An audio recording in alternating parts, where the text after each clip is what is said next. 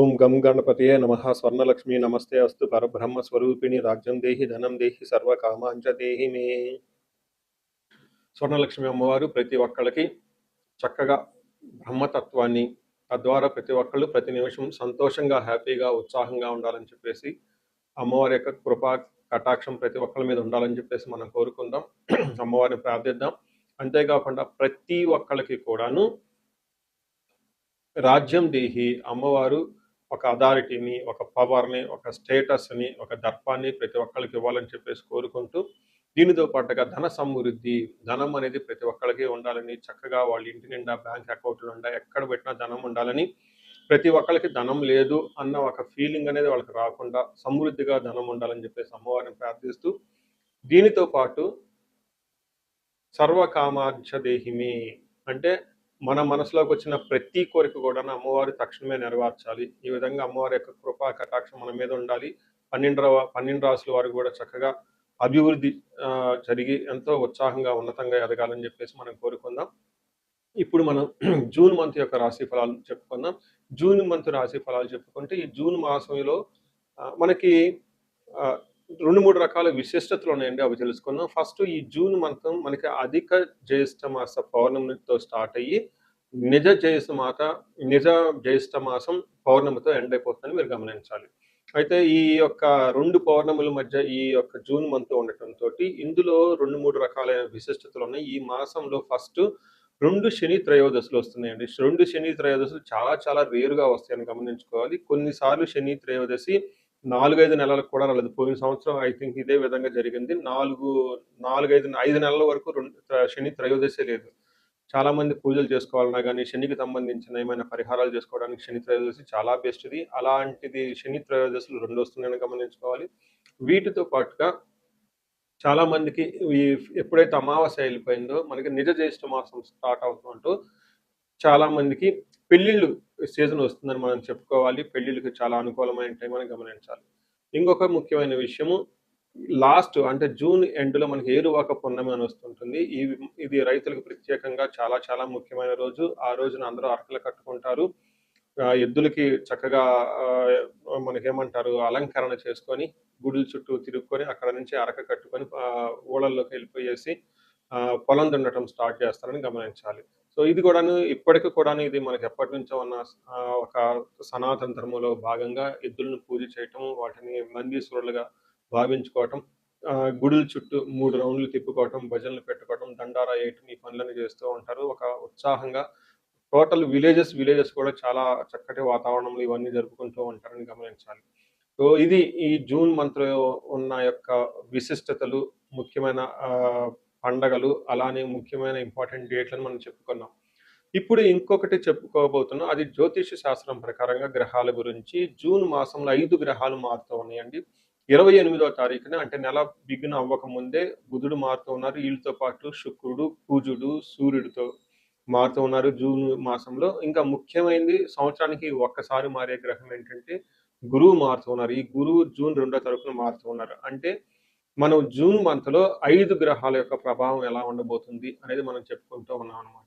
మనం జూన్ మంత్లో కన్య రాశి ఫలాలు చూసుకొని ఈ రాశి వాళ్ళకి చాలా బాగుందని మనం చెప్పుకోవచ్చు. ఇందులో డీటెయిల్స్ చెప్పుకునే ముందు ఇందులో ఉన్న నక్షత్రాలు చూద్దాం. ఇందులో ఉన్న నక్షత్రాలు మనకి ఉత్తర 2, 3, 4 పాదాలు, హస్త 1, 2, 3, 4 పాదాలు, చిత్త 1, 2 పాదాలంతా మనకి ఈ కన్య రాశిలో ఉంటారని తెలుసుకోవాలి. అయితే పేరు బలం బట్టి చూసుకుంటే వీళ్ళకి టో, పా, పీ, పు, షం, నా, టా, పే, పో అన్న లెటర్స్ అంతా కూడా ఈ రాశిలో కింద వస్తారు. ఎవరిదైనా కనుక వాళ్ళ మొదటి అక్షరం ఈ పేరులతో కనుక ఉంటే వాళ్ళు మీరు కన్య రాశిని తెలుసుకోవాలి. మనము గోచారం, లఘు గోచారం, సూక్ష్మ గోచారం ప్రకారం చూసుకుంటే వీళ్ళకి ఓవరాల్గా మనం ముందుగా చెప్పుకున్న విధంగా దాదాపు ఒక 75-80% చాలా బాగుందని మనం చెప్పుకోవాలి. ఇందులో సూర్యుడి వల్ల వీళ్ళకి క్రియాఫలం అంటే అనుకున్న పనుల్లో సక్సెస్ వస్తుంది. అలానే బుధుడి వల్ల శేష సౌఖ్యం, చక్కగా ఓవరాల్గా ఆల్రౌండ్ డెవలప్మెంట్ ఉంటుంది. శుక్రుని వల్ల అభయం, చాలా safe and secure of environment వీళ్ళతో ఉంటారని గమనించుకోవచ్చు. ఫైనల్గా కుజుడు వీళ్ళకి మిక్స్డ్ రిజల్ట్ ఇస్తున్నారు. కుజుడు వల్ల వీళ్ళకి మిక్స్డ్ రిజల్ట్ ఉంది. 8th హౌస్లో ఉండటం వల్ల కొంచెం ఇబ్బందులు పెడుతున్నారని చెప్పుకోవచ్చు. అంటే ఏ ప్రకారంగా చూసుకున్నా ఇప్పుడు మారుతున్న గురుడితో కలిపి చూసుకుంటే అన్ని విషయాలు బాగుందని మీరు తెలుసుకోవాలి. ఇప్పుడు ఈ ప్రకారం చూసుకుంటే మారుతున్న 5 గ్రహాలలో దాదాపు 4 గ్రహాలు చక్కగా మంచి సపోర్ట్ ఇస్తున్నాయి. ఒక గ్రహం మాత్రం కొంచెం పార్షియల్‌గా ఇబ్బంది పెడుతూ ఉందని చెప్పి తెలుసుకోవాలి. ఏ ప్రకారంగా చూసుకున్న పర్సెంటేజ్ వీళ్ళకి 80% వరకు చాలా చక్కగా ఉందని మీరు తెలుసుకోవాలి. మనం ఇప్పుడు వివరాలు చూస్తే వీళ్ళకి సూర్యుడు 10వ స్థానంలో ఉన్నారు. సూర్యుడు 9వ స్థానం నుంచి 10వ స్థానానికి మారటంతో వీళ్ళకి కొత్త ఆపర్చునిటీస్ వచ్చే అవకాశం ఉంటుంది. ఉద్యోగంలో చాలా బాగుంటుంది. ప్రమోషన్స్ వచ్చే అవకాశం కూడా ఉంటుంది. మనకు ఫస్ట్ సంస్కృతంలో మన మహర్షులు ఏమన్నారో చూసి తర్వాత దానికి రియల్ ఎలా అప్లికేషన్ చేయాలి, ఎలా ఉంటుందో మనం చూద్దాం. ముందు శ్లోకం చూద్దాం. సూర్యుడు 10వ స్థానంలో ఉంటే ది గుడ్ ఎవరు చెప్పారంటే మనకి పురాతనమైన జ్యోతిష శాస్త్ర గ్రంథాల్లో వివరించడం జరిగింది. ఏమని చెప్పారు? అది సంస్కృతంలో చెప్పబడింది. ఏమని? అర్ధసిద్ధి సదా ఆరోగ్యం బంధుమిత్ర సమాగమ రాజదర్శనం సుసల్లాభౌ సుసౌఖ్యం దశమే రవి అని మనకి సంస్కృతంలో వివరించడం జరిగింది. దీని మీనింగ్ ఏంటి? అర్ధసిద్ధి అంటే ధనము వస్తుంది. ఇప్పటిదాకా ఎక్కడైనా ధనం మీకు ఆగిపోయి అంటే చక్కగా ధనం వస్తుంది ఇదే టైంలో. సదా ఆరోగ్యం, ఇప్పటిదాకా ఎవరికైనా అనారోగ్యంతో బాధపడుతున్న వాళ్ళకి చక్కగా ఆరోగ్యం వచ్చే అవకాశం ఉంటుంది. బంధుమిత్ర సమాగమ, బంధువులతోటి లేదా మిత్రులతోటి చక్కగా ఇష్టాగోష్ఠులు చేసుకోవటం, మీటింగ్ అవటం, వాళ్ళని కలవటం, కలిసి బయటికి వెళ్ళటం, అలా సరదాగా ఉండే అవకాశం ఎక్కువగా ఉంటుంది. అంతేకాకుండా రాజదర్శనం సుసల్లాభౌ అని చెప్తారు. అంటే హైయర్ అఫీషియల్ని కలవటము, గవర్నమెంట్ అఫీషియల్ని కలవటము, బ్యూరోక్రాట్స్ ఎవరైతే ఉన్నారంటో వాళ్ళ పైన ఉన్న సీనియర్ అఫీషియల్ని కలవటము, వాళ్ళ ద్వారా ఒక మంచి ఫ్రూట్ఫుల్ మీటింగ్ లాగా ఒక డిస్కషన్ లాగా చేయటం, తద్వారా వాళ్ళకి చాలా లాభప్రదంగా ఉండే అవకాశం ఉంటుంది. సో చూశారు కదండి, ఈ టైంలో చాలా మందికి ఎవరికైతే ఇప్పటిదాకా జాబ్ లేదో అన్ఎంప్లాయీస్ ఎవరైతే ఉంటారో వాళ్ళకి ఖచ్చితంగా జాబ్ వచ్చే ఒక మంచి టైంలో ఉంటుంది. లేదా కొంతమందికి జాబులు పోయి ఉంటే కనుక మళ్ళీ ఈ టైంలో జాబ్ వచ్చే అవకాశం ఉంటుంది. వీళ్ళకి వచ్చే ఒక 60 డేస్ చాలా బెస్ట్ టైం అని మనం తెలుసుకోవాలి.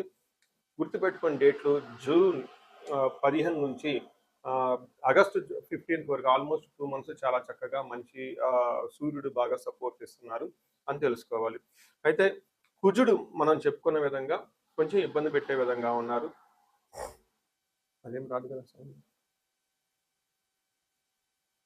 కుజుడు వీళ్ళకి 8వ స్థానంలో ఉన్నారు. 8వ స్థానంలో కుజుడు ఉంటే మిక్స్డ్ రిజల్ట్ మనకి అని వస్తుంది. మిశ్రమ ఫలితాలు ఉంటాయని తెలుసుకోవచ్చు.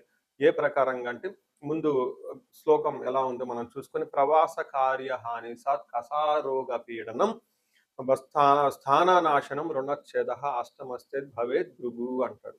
అష్టమస్థిత్ భవేత్ ధారాసుతే అంటే కుజుడు అని. కుజుడు 8వ స్థానంలో ఉంటే ఏమవుతుంది? ప్రవాస అంటే అవుట్ స్టేషన్లో అవకాశం ఉంటుంది. ఉన్న ఊళ్ళ నుంచి దూర ప్రయాణాలు చేసే అవకాశం ఉంటుంది. అక్కడ కొంతకాలం ఉండే అవకాశం ఉంటుంది.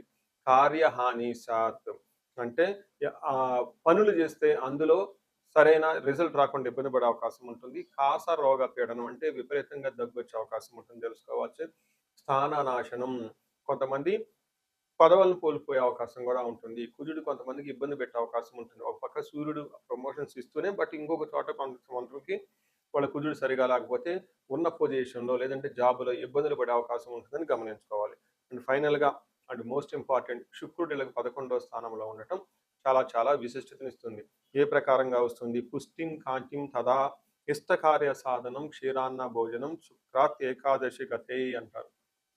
అంటే శుక్రుడు 11వ స్థానంలో ఉంటే క్షీరాన్న భోజనం చక్కగా మంచి భోజనం చేస్తూ ఉంటారు. ఇష్టకార్య సాధకం అనుకున్న పనులన్నీ సాధించుకుంటూ ఉంటారు. కాంతివంతంగా ఉంటారు, చక్కగా ఉంటారు అని చెప్పుకోవచ్చు. సో చూశారు కదండి మనం ఈ యొక్క రాసులు. ఇంకా బుధుడు కూడాను చాలా చక్కగా ఫైనాన్షియల్ ప్రాస్పెరిటీని, ఉన్నతిని, బిజినెస్ ట్రాన్సాక్షన్స్ని అప్పటిదాకా ఎక్కడైనా కనుక ఏదైనా విషయంలో ఆగిపోయి ఉంటే పనులు కాకుండా ఈ టైంలో అవి పుంజుకొని చక్కగా పురోగభివృద్ధి సాధించే అవకాశం ఉంటుంది. సో ఏ ప్రకారం చూసినా మీకు కన్య రాశి వాళ్ళకి వచ్చే ఒక 60 డేస్ చాలా బెస్ట్ టైము. అందులోనూ జూన్ ఇంకా బెస్ట్ టైం అని మీరు గమనించుకోవాలి. సో ఈ రాశి వాళ్ళకి కుజుడికి సంబంధించి ఆంజనేయ స్వామికి సంబంధించిన ఏదైనా శ్లోకం, హనుమాన్ చాలీసా, హనుమాన్ కార్యసిద్ధి మంత్రం చదువుకుంటే చాలా బాగుంటుంది. కుజుడికి సంపూర్ణ శాంతి పూజలు అని ఉంటాయి. ఈ సంపూర్ణమైన శాంతి పూజలు చేపించుకుంటే కుజుడి యొక్క అనుగ్రహం మీకు కలిగి టోటల్గా అన్ని ప్లానెట్స్ మీకు పరిపూర్ణమైన ఒక మంచి సత్ఫలితాలను ఇచ్చే అవకాశం ఉంటుంది. మనం ఇప్పుడు రెమెడీస్ చూసుకుంటే ముఖ్యంగా నేను అందరికీ సలహా ఇచ్చేది ఏంటంటే మీ వయసు కనుక 35 to 45 ఉండి ఎక్కడ లైఫ్‌లో మీరు ఆగిపోయారు? ఇప్పటిదాకా గ్రోత్ ఉండి, చక్కగా ఒక మేనేజర్ పొజిషన్‌లో ఉండి, ఉన్నతంగా ఉండి, కానీ లైఫ్ ఇప్పుడనేది మీకు ఛాలెంజింగ్‌గా ఉంది. దీన్ని మనం జనరల్‌గా మిడ్ లైఫ్ క్రైసిస్ అని చెప్తూ ఉంటారు చాలామంది. బట్ జ్యోతిష శాస్త్రంలో మిడ్ లైఫ్ క్రైసిస్ ఎందుకు వస్తుందనేదాన్ని చాలా చక్కగా వివరించడం జరిగింది. ఆ టైంలో మీకు శాపాలనేవి యాక్టివేట్ అవుతూ ఉంటుంది. ఆ టైంలో మీకు గ్రహ దోషాలనుంటాయి. ఈ గ్రహ దోషాలు కూడా మీకు యాక్టివేట్ అవుతూ ఉంటాయి. ఇది ఒక్కసారి మీరు ఇన్ కేస్ మీ ఏజ్ గనుక అలా ఉండి ఇప్పటిదాకా బాగుండి, మధ్యలో మేము లైఫ్‌లో స్ట్రక్ అయిపోయాము. గ్రోత్ లేదు, డైరెక్షన్ లేదు, సరిగ్గా ఇంప్రూవ్‌మెంట్ లేదు, రిలేషన్‌షిప్స్‌లో ప్రాబ్లమ్స్ వస్తూ ఉన్నాయి. ఎలా ఎళ్ళాలో కన్‌ఫ్యూజన్‌లో ఉన్నారు అనుకున్నప్పుడు ఖచ్చితంగా ఒకసారి జ్యోతిష శాస్త్రంలో మీ ఇండివిడ్యువల్ హారోస్కోప్ చూపించుకోండి. అందులో టోటల్ శాపాలు ఏమైనా ఉన్నాయా స్కాన్ చేసుకొని అవి ఇప్పుడు యాక్టివ్‌గా ఏమైనా ఉన్నాయో తెలుసుకోవడం చాలా చాలా ముఖ్యం. ఇప్పటిదాకా మనం చెప్పుకున్న ఈ గోచార ఫలితాలు మీకు ఒక 30, 40% మాత్రమే ఎఫెక్ట్ అవుతాయి. 100% మీ జాతకం కరెక్ట్‌గా ఎలా ఉందని తెలుసుకోవడానికి ఇండివిడ్యువల్ జాతకం చూపించుకోవడానికి చాలా ఇంపార్టెంట్. అందులో ఉన్న దశలు ఎలా ఉన్నాయి, భుక్తులు ఎలా ఉన్నాయి చూసుకొని చక్కగా పరిష్కారాలు చేసుకొని, పరిహారాలు చేసుకుంటే లైఫ్ అనేది 10 రెట్లు ముందెళ్ళే అవకాశం ఎక్కువగా ఉంటుంది. చాలా మందికి ధనానికి ఇబ్బంది పడిపోతూ ఉంటారు. అప్పటిదాకా ధనం ఫ్లో ఉంటుంది. సడెన్‌గా ధనం ఫ్లో ఆగిపోయి ఉంటుంది. వాళ్ళు స్వర్ణలక్ష్మి విశేష హోమం చేపించుకోవటం, కుబేర పాశుపతం చేపించుకోవటం చాలా ముఖ్యం. దీనితో పాటు చాలామంది భార్యాభర్తల మధ్య అన్యోన్యత అనేది లేకుండా చాలా ఇబ్బంది పడిపోతూ ఉంటారు. ఏదో ఉన్నామంటే ఉంటారు కాబట్టి, ఈ యొక్క భార్యాభర్తల మధ్య గొడవ వల్ల ఇంట్లో అనేక రకమైన ప్రాబ్లమ్స్, మిస్‌అండర్‌స్టాండింగ్స్ వస్తూ ఉంటాయి. బంధువులు, చుట్టాలతో కూడా ఒక్కోసారి మీకంతా విలువ ఇవ్వకుండా పోతూ ఉంటారు. ఇలాంటి వాళ్ళు అన్యోన్య దాంపత్య పాశుపతం చేపించుకోవటం, లేదా విశ్వావసు గంధర్వరాజ మహా హోమం చేపించుకోవటం, విశేష హోమం చేపించుకుంటే జాతకంలో ఉన్న దోషాలు పోయి చక్కగా ఉంటారు. ఇవి కాకుండా ప్రతి ఒక్కళ్ళకి ఈ మధ్య అమెరికాలో ఉంటూ ఉంటారు. లేదంటే ఎన్ఆర్ఐలు చాలా మంది ఉంటారు. చాలా డైలమా ఉంటుంది. ఏ కెరియర్‌లో ఎళ్తే బాగుంటుంది? ఇండియాలో ఉంటే బెటర్‌గా ఉంటుందా? లేదంటే ఇండియా నుంచి ఫారిన్ ఎళ్తే బావుంటుందా? ఫారిన్ సెటిల్‌మెంట్ యోగం ఉందా? అసలు ఫారిన్‌లో ఎంతకాలం ఉంటాం? ఇలాంటి విషయాలు చాలామంది ఈ వీసాల గురించి, గ్రీన్ కార్డుల గురించి, లేదంటే ఎంఎస్ చేయాలనుకున్న వాళ్ళకి చాలా కన్‌ఫ్యూజన్‌లో ఉంటారు. అలాంటి వాళ్ళు కూడా ఒకసారి జాతక చక్రం చూపించుకుంటే చాలా బాగుంటుంది. యూజువల్‌గా వీసాలు రావటానికి నేను మన్యు పాశుపత అభిషేకం విత్ రాహు గ్రహాన్ని శాంతులు ఎక్కువ చేస్తూ ఉంటాను. ఇలా రాహువుకి సంబంధించి మన్యు పాశుపతం చేస్తే వీటితో పాటు లక్ష్మీ గణపతి జపము, ఈ స్వర్ణలక్ష్మి జపం చేసుకుంటూ ఉంటే ఇక్కడ ఫారిన్‌లో ఈ వీసా ప్రాసెసింగు లేదంటే ఈ డాక్యుమెంటేషన్ వర్క్ అంతా చాలా చక్కగా ఫాస్ట్‌గా ఎలాంటి ఆటంకాలు లేకుండా అయ్యే అవకాశం ఉంటుంది. ఇది కాకుండా ఇంకా మీరు ఏమైనా ఇండివిడ్యువల్‌గా మీకు ఛాలెంజెస్ ఉన్నాయి. హెల్త్ బాగాలేదు, మహామృత్యుంజయ హోమము, ఇంకా ఏమైనా మీకు ఈ మీ యొక్క శత్రు బాధలు విపరీతంగా ఉన్నారు. చండీ హోమం చేపించుకోవటం. చండీ హోమంతో పాటు ఇంకా మీకు విపరీతంగమైన మిమ్మల్ని ఇబ్బంది పెట్టేసి, మిమ్మల్ని భయభ్రాంతులకు గురి చేసేవాళ్ళు ఎక్కువగా ఉన్నారు. బగలాముఖి జపము, హోమము ఇవి చేపించుకుంటూ ఉంటే, మీ చుట్టూ ఒక మంచి ప్రొటెక్టివ్ ఎన్విరాన్మెంట్ ఉంటుంది. సో, ఈ మధ్య కాలంలో ఎక్కువగా నేను చండీ హోమాలు కూడా చక్కగా చేస్తూ ఉన్నాను. సాఫ్ట్‌వేర్ వాళ్ళకి, రాహు దశ నడిచిన వాళ్ళకి, రాహు అంతర్దశలో ఉన్నవాళ్ళు. ఇంకా నేను చాలా మందికి కాలసర్ప దోషాలు కూడా దగ్గరుండి చక్కగా నా ఆధ్వర్యంలో పూజలు చేపిస్తూ ఉన్నాను. ఇలాంటి వాళ్ళు మీ ఇండివిడ్యువల్ జాతకంలో ఒకసారి చూపించుకొని ఎక్కడైనా మీరు లైఫ్ స్ట్రక్ అయ్యాము అనుకుంటే, వాటికి చక్కగా ఎందుకు కారణం తెలుసుకొని, పరిష్కారాలు తెలుసుకోవటం వల్ల మీ లైఫ్ పదింతలే ముందుకెళ్ళే అవకాశం ఎక్కువగా ఉంటుంది. మీ అందరికి అష్టలక్ష్మి కృప కలగాలని, అలానే అష్టైశ్వర్యాలు, భోగభాగ్యాలు కలగాలని చెప్పేసి నేను కోరుకుంటున్నాను. నమస్తే.